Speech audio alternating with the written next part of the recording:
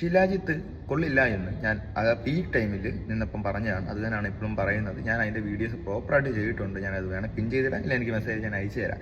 എനിക്ക് വേണമെങ്കിൽ ഇതുപോലെ കൊളാബൊക്കെ എടുത്തിട്ട് ഇതുപോലെ വീഡിയോ ഇടാം, കാശും വാങ്ങി വീഡിയോ ഇടാം. അത് വേണ്ട എന്ന് വെച്ചതിൻ്റെ ഒരു കാര്യം, നമ്മൾ ഈ ക്രിയാറ്റിനും വേ പ്രോട്ടീനും കൊടുത്ത ആൾക്കാരെ പറ്റിക്കുന്ന പോലല്ലേ ഇതിൽ കുറേ കാര്യങ്ങളുണ്ട്. ഇത് കഴിച്ചുകൊണ്ട് എക്സ്ട്രാ ബെനിഫിറ്റോ കാര്യങ്ങളോ ഇല്ല. അപ്പോൾ ഇതിൻ്റെ സൈഡ് എഫക്റ്റ് എന്ന് പറഞ്ഞാൽ നമുക്ക് പറയാൻ പറ്റാത്ത കാര്യങ്ങളായിരിക്കാം. മനസ്സിലായില്ലേ?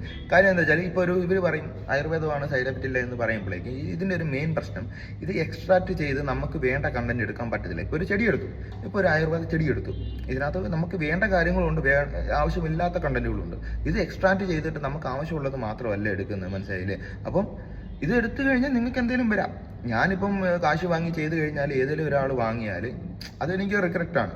കാരണം ഞാൻ അറിഞ്ഞുകൊണ്ട് ഒരാളെ ഇതിലോട്ട് കൊണ്ടുവരിക എന്ന് പറയുന്നത് എനിക്ക് താല്പര്യമുള്ള കാര്യമല്ല. അതുകൊണ്ടാണ് ഞാൻ ഇത് ചെയ്യാത്തത്. അപ്പോൾ ഇതൊക്കെ ബോധമുള്ള ആൾക്കാർക്ക് മനസ്സിലാവും, അല്ലാത്ത ആൾക്കാർ വാങ്ങി കഴിക്കുക. നിങ്ങൾ ഇതൊക്കെ വാങ്ങി കഴിച്ചാൽ എനിക്കൊന്നും തന്നെ പോകാനും വരാനും ഇല്ല. ഇതിലും വലുതടിച്ച് കിളി പോയ ആൾക്കാരൊക്കെ ഉണ്ട്. അപ്പോൾ നമ്മൾ ചിന്തിച്ചിട്ട് മാത്രം നമ്മൾ ഓരോ കാര്യങ്ങൾ ചെയ്യുക.